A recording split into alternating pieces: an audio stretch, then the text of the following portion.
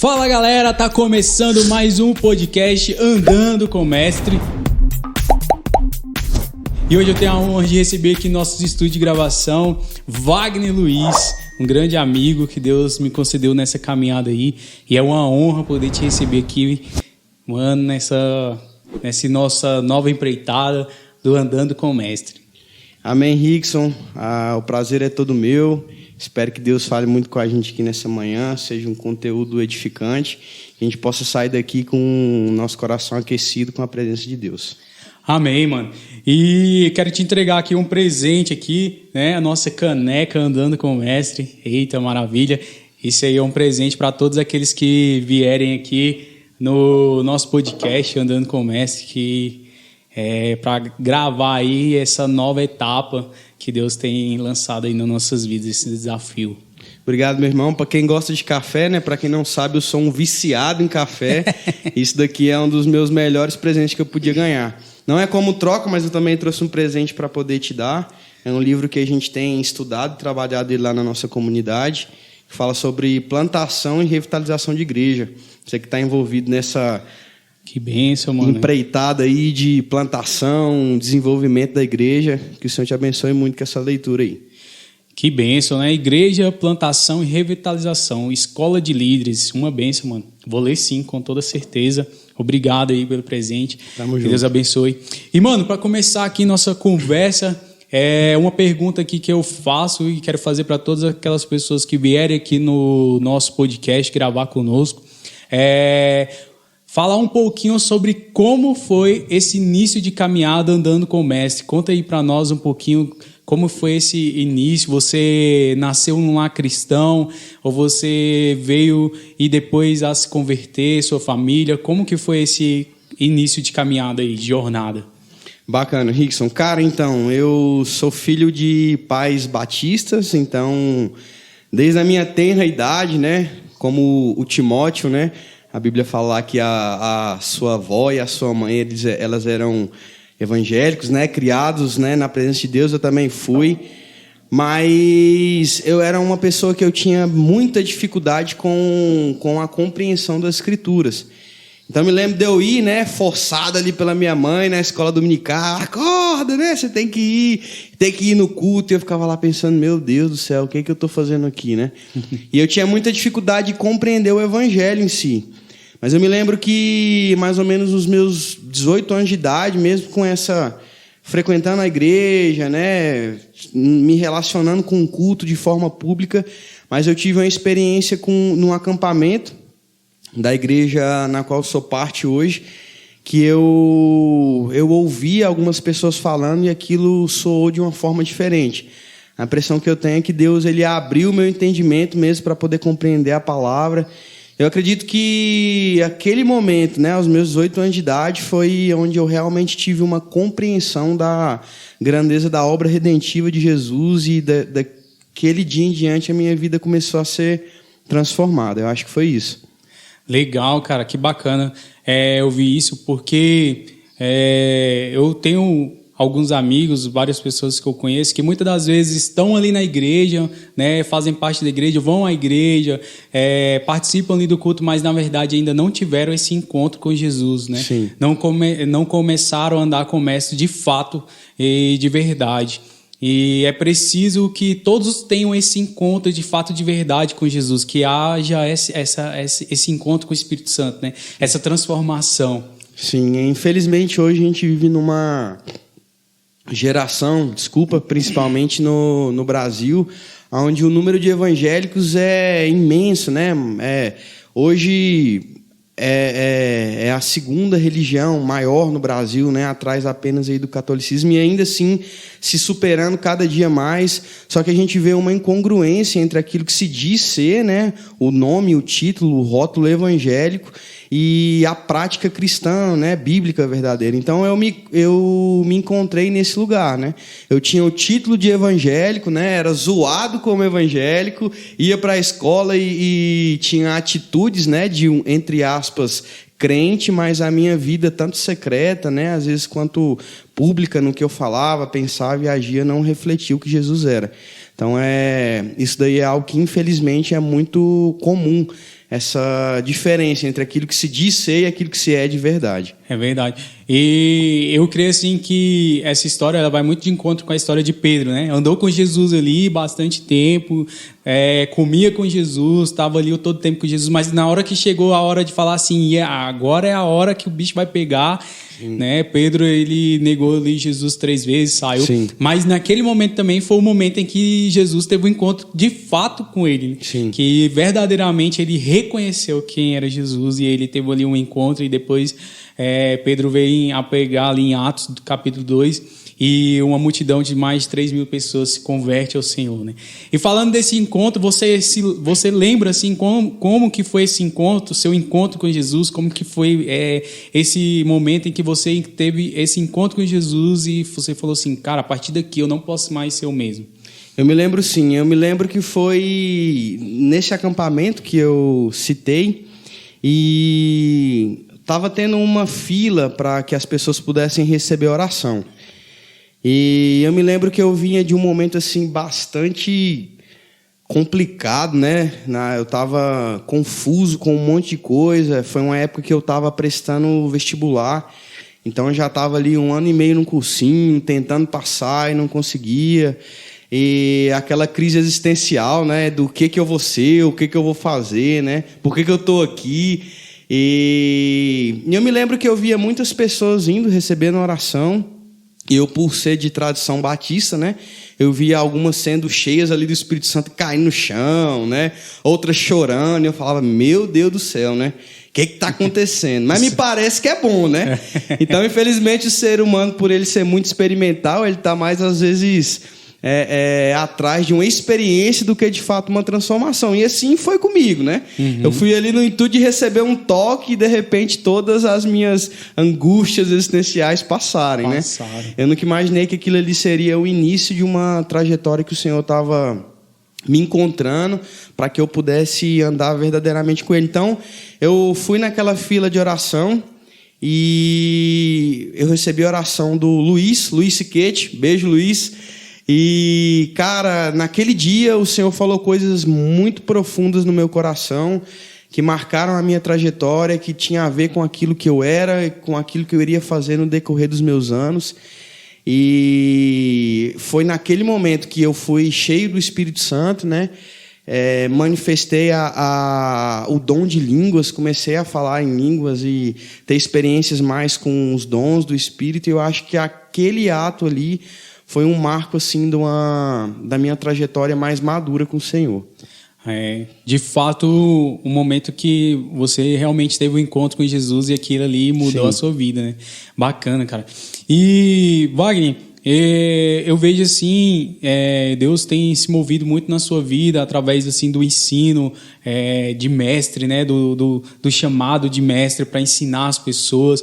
E me fala um pouquinho sobre esse ministério, cara, que Deus tem movido na sua vida, o que Deus tem feito através desse ministério.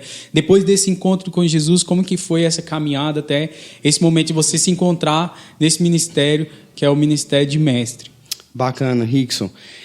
Inclusive, eu acho que a minha vocação, no que se refere ao serviço na igreja, ela tem muito a ver com essa crise que eu tinha primeiro, né? Uhum. Então, essa dificuldade de compreensão, ela me deu um senso de urgência de ler as Escrituras de forma bem intensa, porque eu queria muito compreender o Evangelho, compreender quem Deus era, o que Ele estava fazendo.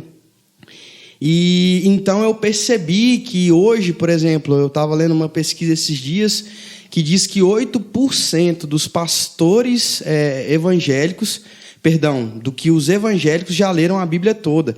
E 42% dos pastores que hoje dirigem culto todo domingo, né, toda terça, durante a semana, já leram as Escrituras. Então, confesso que eu fiquei um pouco assustado quando eu comecei a compreender e ver que existia pessoas que se diziam cristãs, mas que nunca tinham lido a Bíblia toda, cara.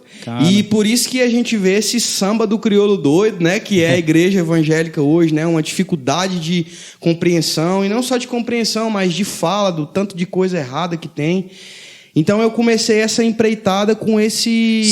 Aparecem os ditos populares, né? Como o cair do homem, mas levantar é de Deus. Exatamente. Não cai nenhuma folha, né? Se Deus não... Então, e quando a gente vê, não está na Bíblia. No caso, não está na Bíblia, né? Então, assim, eu comecei essa investigação no intuito de tentar possibilitar, primeiramente, né, para mim, depois para a igreja, uma visão a respeito daquilo que Deus era. Eu me lembro muito de uma história que eu li nesse tempo, que uma mulher ela chega diante de um túmulo e daí ela lê na lápide do defunto uma frase que estava dizendo mais ou menos assim: aqui jaz um pastor e teólogo. E aí a mulher vira para o seu marido e diz assim: uai, amor, tem 2 pessoas enterradas aqui, um pastor e um teólogo, né? E eu percebi que, com o decorrer dos anos, a gente, na igreja, infelizmente, separou o ministério pastoral do ministério de ensino. Então, a gente criou uma dicotomia de que o pastor é aquele que cuida, que zela, que abraça, né? E o teólogo é aquele que lê, que fica no quarto o dia inteiro, que tem a mente, né, gigante, e o corpo é um palito de fósforo. E muitas pessoas usam aquele versículo como desculpa, né? Que a letra mata. Exatamente. E que o Espírito vivifica. Sim. Então, acabam usando isso como desculpa para não estudar as Escrituras. Né? Exatamente. Mas, na verdade, a função do pastor é ser um teólogo. Um teólogo não que vai falar a respeito apenas de doutrina ou coisa do tipo, mas que vai expressar a voz e a vontade de Deus por meio das Escrituras, né? Então, isso foi uma parte que ficou muito cadenciada, assim, no meu coração. Eu sempre fiz as minhas leituras a partir disso, eu sempre li as Escrituras pensando nisso, e principalmente por ter essa raiz um pouco batista, né? E ter tido também um envolvimento com essa parcela dos dons, eu acabei lendo as Escrituras não de forma apenas intelectual, né? Mas acreditando que por meio da Bíblia, Jesus podia realmente, verdadeiramente transformar a vida de uma pessoa, né? E isso veio muito depois de receber o Espírito Santo, né? Isso é muito bacana.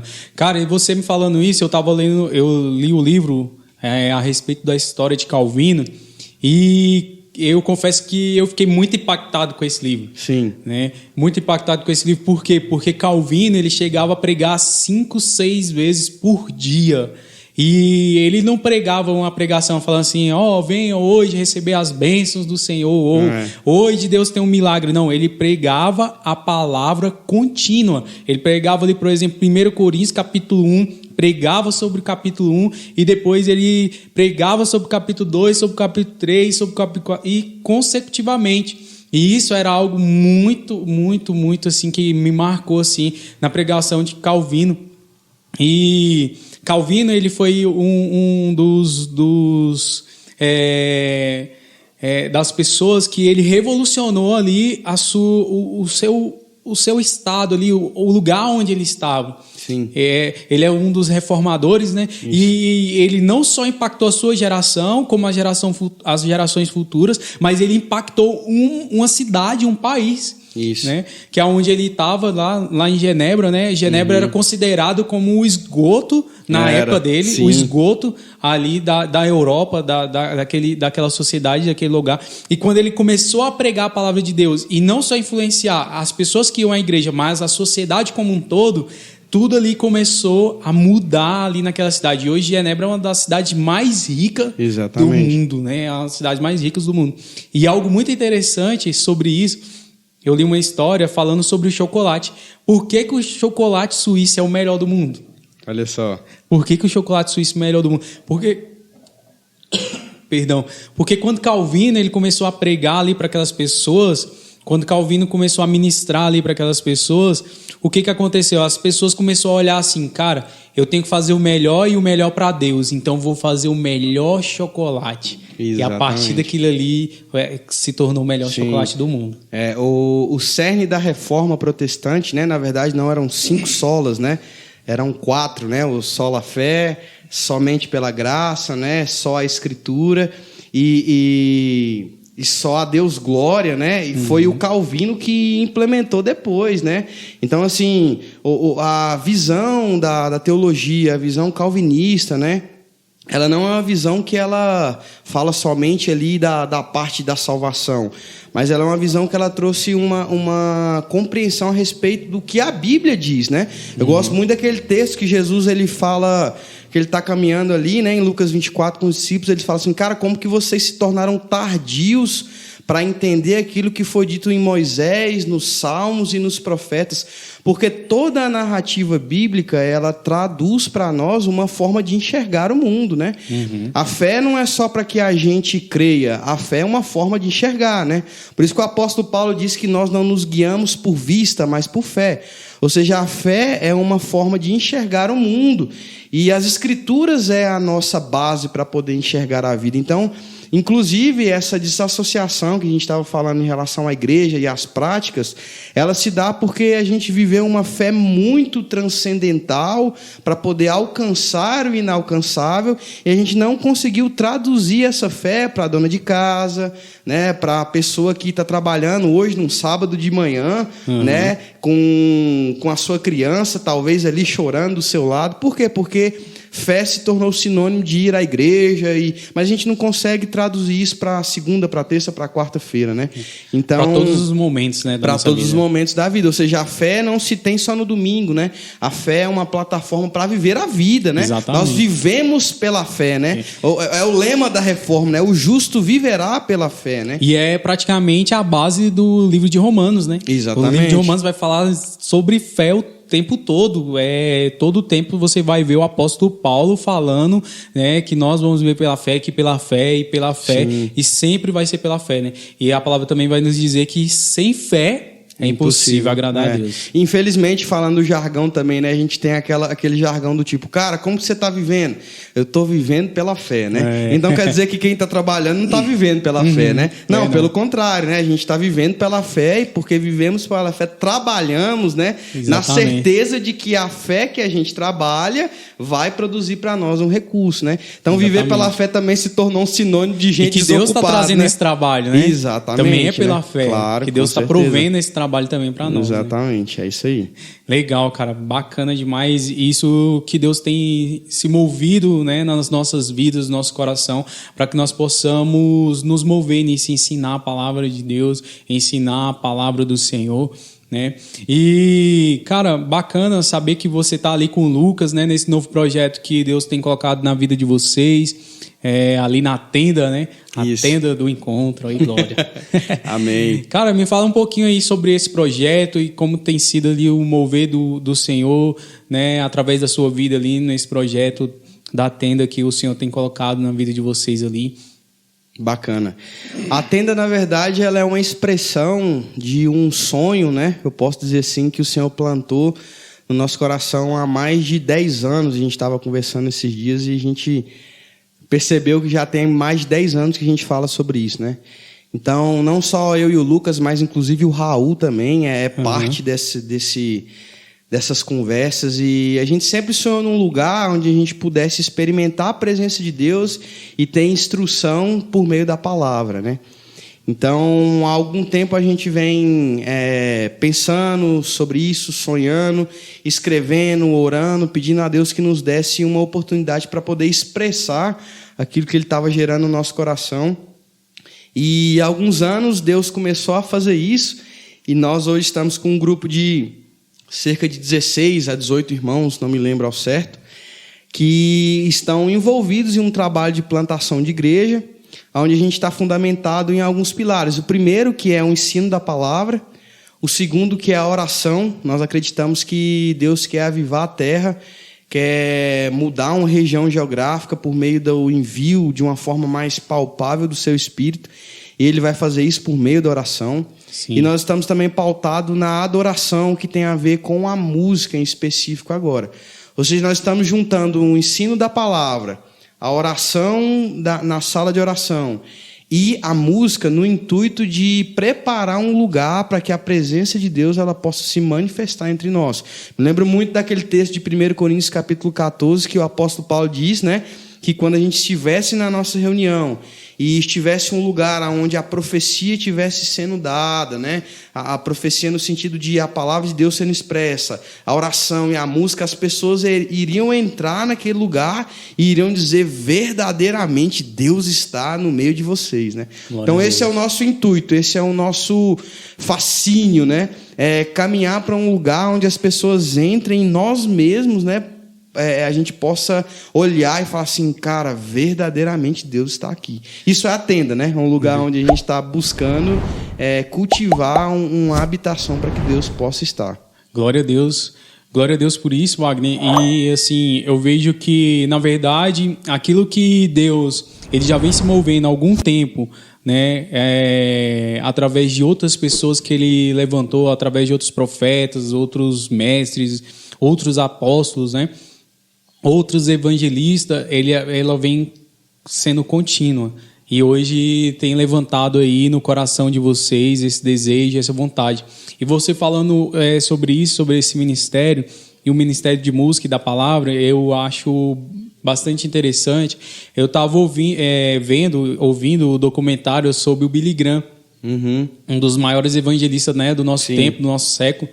E algo muito interessante, cara, porque quando ele começou a ministrar a palavra, ele tinha uma pessoa, um músico que tocava para ele. Sim. E era uma música só. Só essa música que tocava na sua pregação. Sim. E aí chegou um tempo em que os críticos lá, os radialistas, né, o pessoal da TV, falava assim, não, as pessoas só vão te ouvir por causa dessa música, as pessoas estão só te ouvindo porque você toca música. E ele falou assim, não, então, a partir de agora, nós não vamos mais tocar música nos nossos encontros.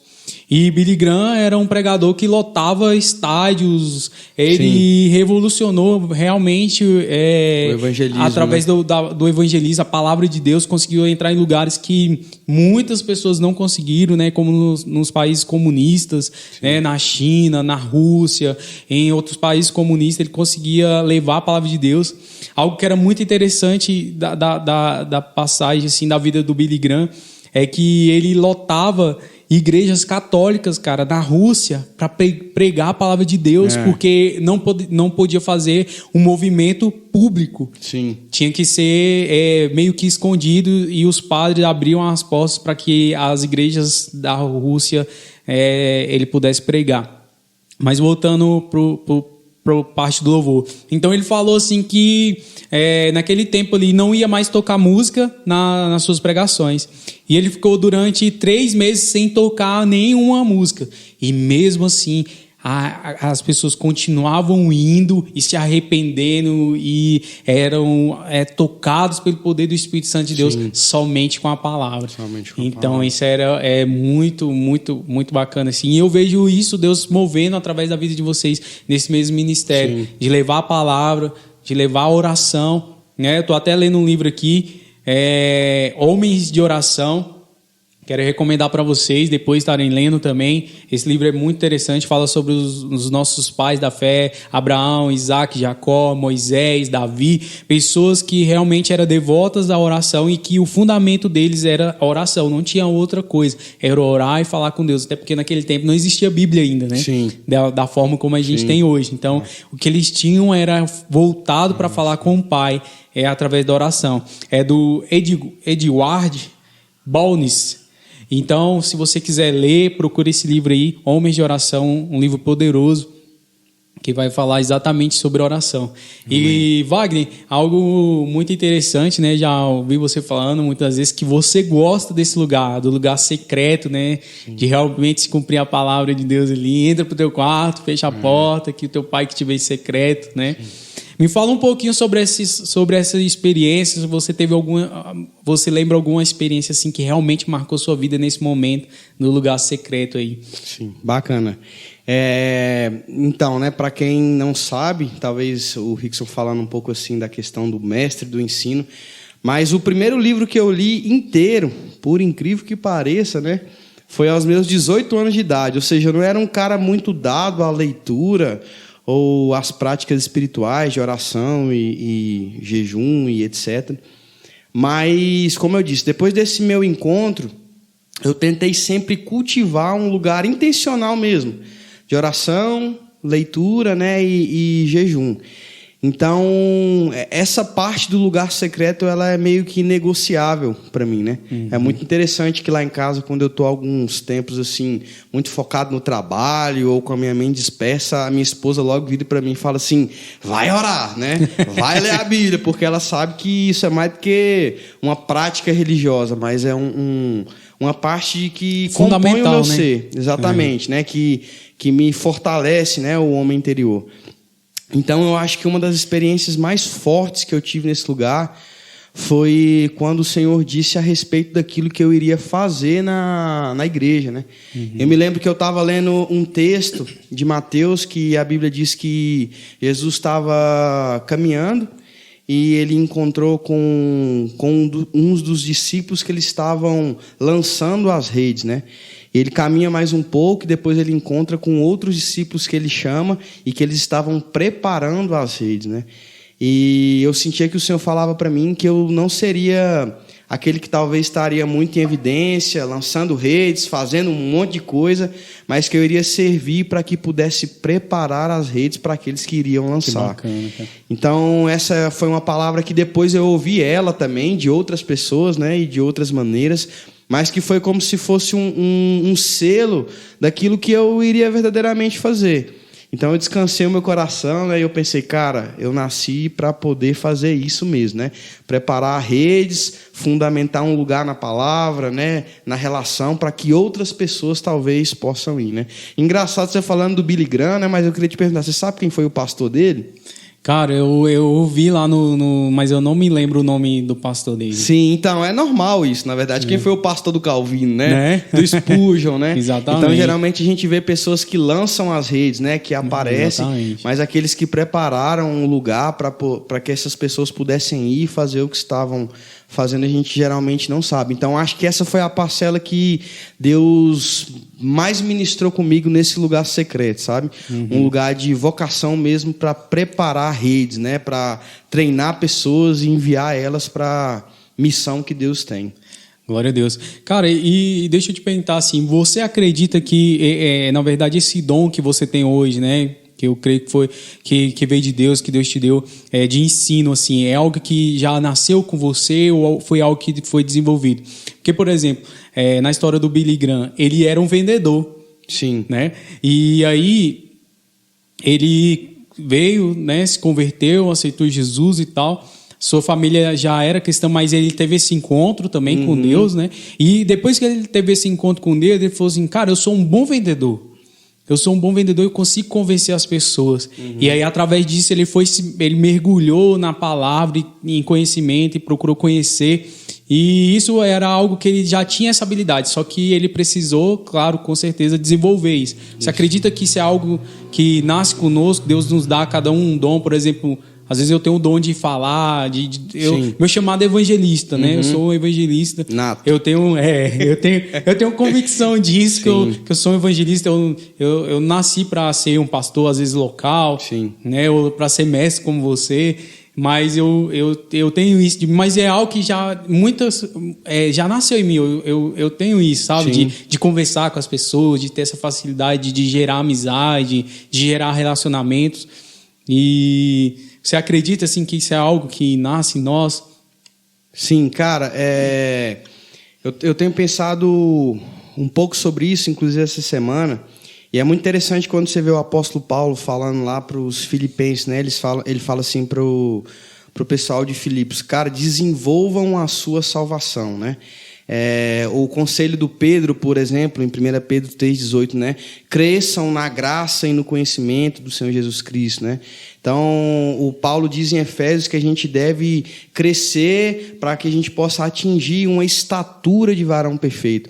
Eu acredito que isso não tem a ver necessariamente com a salvação. A salvação é um ato divino onde ele salva o homem e, é pela fé, né? É graça. Graça, você não precisa fazer nada.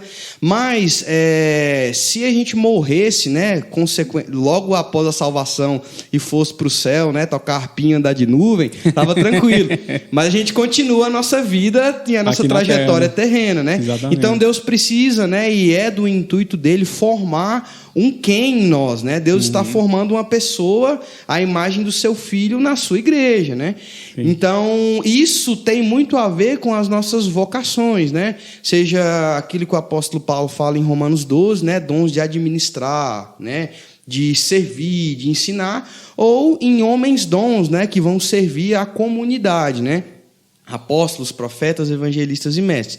Então, eu acredito que Deus, quando Ele está compondo o homem, Ele já pré-ordena isso. Então, assim, como você disse, você já tem uma habilidade nata de comunicação. Exato. Mas isso não significa que você é um comunicador, né?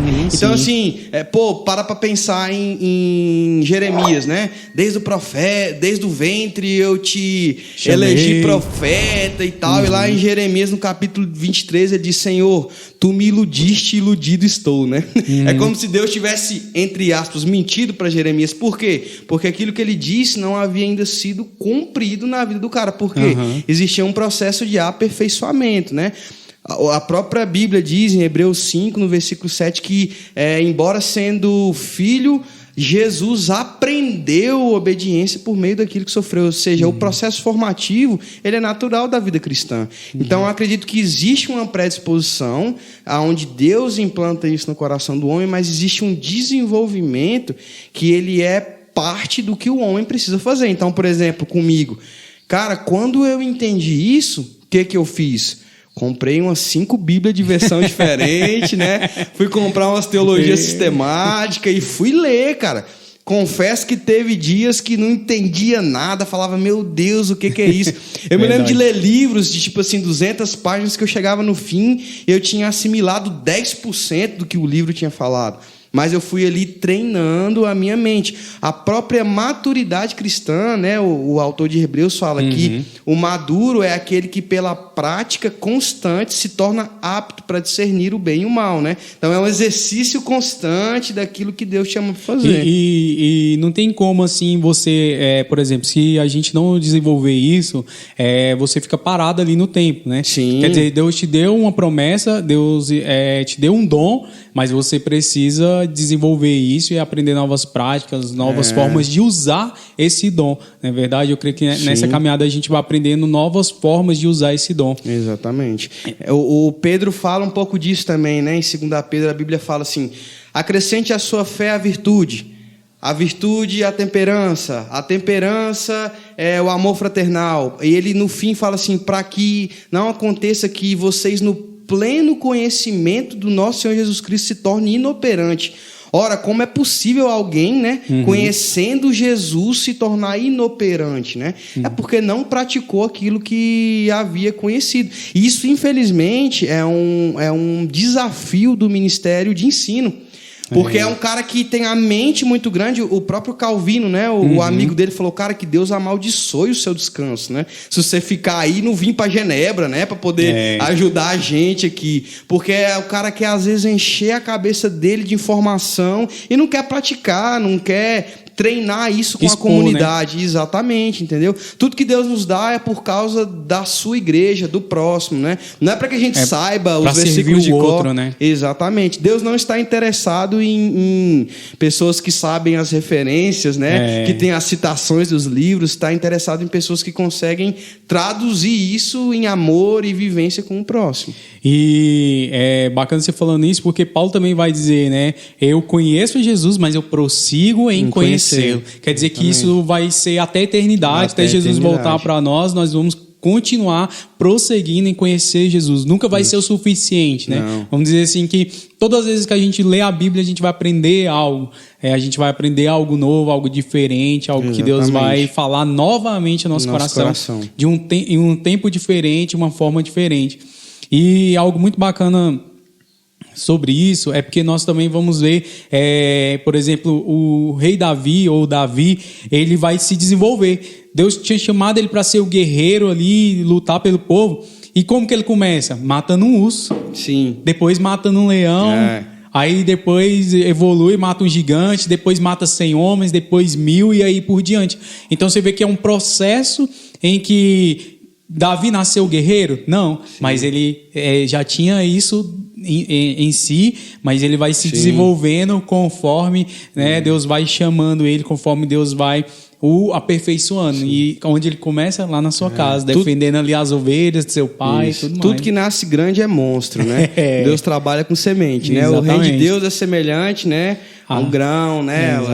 Coisas pequenas que Deus vai trabalhando a fim de desenvolver e ela se tornar grande, né? E é o que Jesus vai falar ali, né? Se você tiver fé do tamanho de um grão de mostarda, mas não quer dizer que a sua fé tem que continuar do tamanho de um grão de mostarda. Na verdade, você vai plantar essa semente e essa semente vai virar uma árvore, vai se desenvolver, né? Eu creio que inicialmente nós recebemos uma fé de acreditar em Jesus, acreditar no Espírito Santo de Deus, ser transformado por Ele, mas depois disso nós temos que desenvolver essa fé. Exatamente. Né? Praticando, colocando realmente em prática ali, acreditando nisso, né? De que Deus vai moldar isso em nós, né? Essa fé ela vai ser moldada, transformada, né? E vai aumentando e nós vamos acreditando e isso vai sendo algo ali desenvolvido. Até Jesus vai dizer ali para os seus discípulos, né? Até quando quando aquele jovem, o pai traz o jovem endemoniado, né? Ali para expulsar os demônios e os discípulos não conseguem expulsar e Jesus vai falar para eles: homens de pequena fé, quer dizer, a fé deles ainda não tinha sido desenvolvida a ponto de poder expulsar aquele demônio e curar aquele homem, né? Exatamente, é isso aí. Legal, cara, bacana demais, Wagner. Muito obrigado, né, por estar aqui no nosso podcast, cara, foi uma conversa muito bacana. Logo mais você vai voltar aí para estar nos ensinando um pouquinho mais. Muito bom. Vou explorar esse lado mestre aí, em nome de Jesus, para nós podermos estar ensinando a palavra de Deus, né? Falando sobre alguns assuntos, falando um pouquinho sobre discipulado, falando um pouquinho sobre igreja, né? Falando um pouquinho sobre vários assuntos aí. Amém. Obrigado, Rickson. Foi um prazer, assim, muito, muito grande mesmo. Espero poder voltar, contribuir com isso com que Deus está fazendo em você e através de você também. Dizer que nós, como família Fonte, né, e Tenda, nós acreditamos nisso, acreditamos que Deus está nisso, que foi o Senhor que plantou isso no seu coração e que no couber a nós, assim, né, fazer e servir, a gente está à disposição. Que Deus te abençoe, meu irmão. Em nome de Jesus. E eu creio que isso daqui, na verdade, nada mais é do que nós servirmos o reino como um todo, né? Que vai chegar aí a muitas pessoas em nome de Jesus e pessoas vão ser edificadas através desses podcasts, desses ensinamentos que o Senhor tem colocado no nosso coração. Em nome de Jesus. Em nome de Jesus. E é isso aí, galera. Esse aqui foi mais um podcast Andando com o Mestre, com Wagner Luiz. Se você gostou do nosso podcast, compartilhe aí nas suas redes sociais. Segue lá o nosso canal no YouTube, Andando com o Mestre, Spotify também, Andando com o Mestre, e a nossa página no Instagram, Sal da Terra Now. E é isso aí, fica com Deus e até a próxima. Valeu!